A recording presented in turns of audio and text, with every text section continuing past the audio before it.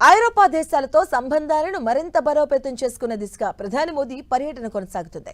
ముందుగా ఫ్రాన్స్ నిస్కు చేరుకున్నటువంటి మోదీకి ఘన స్వాగతం దక్కింది. ప్రవాస భారతీయులు మోదీకి గ్రాండ్ వెల్కమ్ చెప్పారు.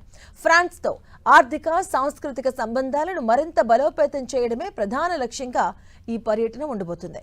ఫ్రాన్స్ అధ్యక్షుడు ఇమాన్యుయల్ మెక్రాన్, స్లోవేకియా ప్రధాని రాబర్ట్ ఫికో ఆహ్వానం మేరకు ఈ రెండు దేశాలు పర్యటించబోతున్నారు. ఇవాళ ప్రధాని మోదీ ఫ్రాన్స్ లోని నీస్ నగరాన్ని సందర్శించి అధ్యక్షుడు ఇమాన్యుయల్ మెక్రాన్ తో సమావేశం కానున్నారు. ఈ భేటీలో భారత్ ఫ్రాన్స్ సంబంధాల మొత్తం పరిధిని సమీక్షించనున్నారు.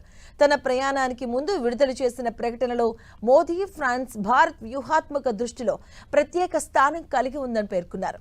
ఇవాళ ఫ్రాన్స్ లోని నీస్ నగరంలో భారత్ ఇన్నోవేట్స్ కార్యక్రమాన్ని ప్రారంభిస్తారు.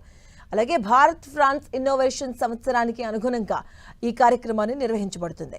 ఫ్రాన్స్ పర్యటన చివరి దశలో ప్యారిస్ లో జరగనున్న వివాకెట్ 2026 కార్యక్రమంలో కూడా ప్రధాని పాల్గొంటారు. ఇది యూరప్ లో అతిపెద్ద టెక్నాలజీ ఇన్నోవేషన్ సమావేశంగా గుర్తింపు పొందింది.